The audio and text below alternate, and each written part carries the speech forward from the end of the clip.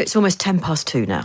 Vladimir Putin is set to meet Donald Trump's envoy as the US pushes for a ceasefire in Ukraine. The Kremlin has been notably cool on suggestions of a temporary pause in the fighting, saying it gives Russia nothing. Here is Putin's top foreign policy aide speaking about the proposal. This is nothing other than a temporary respite for the Ukrainian military. Our goal is a long-term peace settlement, and we are looking forward to a peace settlement which takes into account our legitimate interests and our concerns, which are known. Well, Downing Street has said this afternoon that it's up to Russia, echoing comments made by the US Secretary of State Marco Rubio yesterday. We're going to bring it to them directly. We're going to say that Ukraine is prepared to stop all battlefield activity and begin the immediate process of negotiating an enduring end to the war. And we'll see what their response is. If their response is yes, then we know we've made real progress and there's a real chance of peace. If their response is no, it would be highly unfortunate and it would make their intentions clear. So that's what we're hoping to hear from them. And obviously, as I said, this was not prearranged for them. So they're probably processing the news the same as the rest of the world is. So we hope to have a positive answer from them. The ball is truly in their court. Well, let's bring in former diplomat Andrew Levi, who previously worked in the British Embassy in Moscow. Very good afternoon from us, Andrew. How far do you think the talks today will actually get? Probably not very far, judging by Mr. Ushakov and the other noises coming out of Moscow.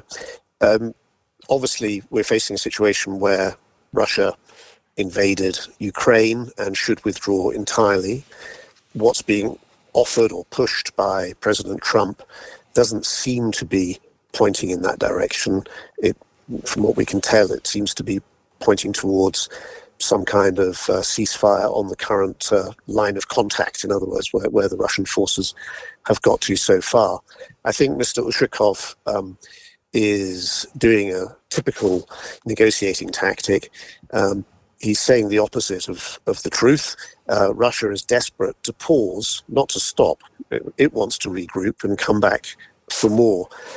By saying that they're feeling strong and it's Ukrainians who want to pause, they're trying to project an image of strength and hope that gives them advantage in the negotiations which they'll be conducting with the Americans shortly. Right. I mean, it's quite some dance, isn't it? I wonder how much the world would actually trust a yes from the Russian side at the moment anyway. Anyone who's seen the track record of the Putin regime over 25 years on such matters, and in particular the Georgia invasion of 2008, the first Ukraine invasion of 2014 and then the second invasion of 2022, would not trust them. And so really it makes quite a mockery of everything. Where can we find our faith in these negotiations? The thing is that Putin, in his ambitions, whether you call them imperialistic or whether you look at them, I think, more realistically as gigantic theft of territory, of wealth, accumulation of power, which is really more what it's about, but certainly the imperialist tendencies are there. He will not stop unless he is stopped. And that's really the message. And I think the difficulty with the approach that President Trump has taken is that it appears to suggest that Russia can take something and keep it, and America doesn't really mind. And that leaves us in a very difficult security position in Europe. Yeah. The threat from President Trump as well, Mr. Levy, about the serious nature of sanctions. Yesterday, he said it would be financially devastating for Russia if it didn't agree to a truce. Would it be, though, and how? Yeah, it's very unclear what he means. He didn't specify. One might say, well, he shouldn't specify. He should keep things in his back pocket for when he needs to use them. But so many financial sanctions have already been placed on Russia. More could perhaps be placed on certain individuals. Certainly more robust implementation than has been carried out so far could be helpful. So there are those possibilities. Russia gets a lot of its revenues from selling oil, the so-called shadow fleet, ships that aren't registered as Russian or to Russian companies but are used by them through sort of cutout companies to ship their oil to circumvent sanctions. More could be done there. That's already, in fact, being done. But perhaps the Americans could help a lot more, deploy more naval assets to clamp down on those things. So he may mean any of those things, but we really just don't know. Obviously, Vladimir Putin cares deeply about how he sells his own message back to the Russian people.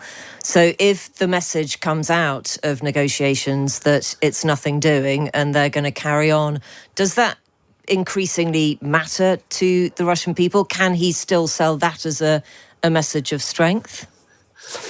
Russia is a dictatorship in which propaganda is the diet of the vast majority of the population, government propaganda. So he creates his own reality. This has in fact been the characteristic of his entire time at the head of the Russian state over 25 years. He's used various techniques and various gurus in PR and image and truth manipulation to create a sort of alternative reality to prop up what is fundamentally a fragile regime. So he will create whatever reality he wants to, and the vast majority of Russians, that's all they'll see.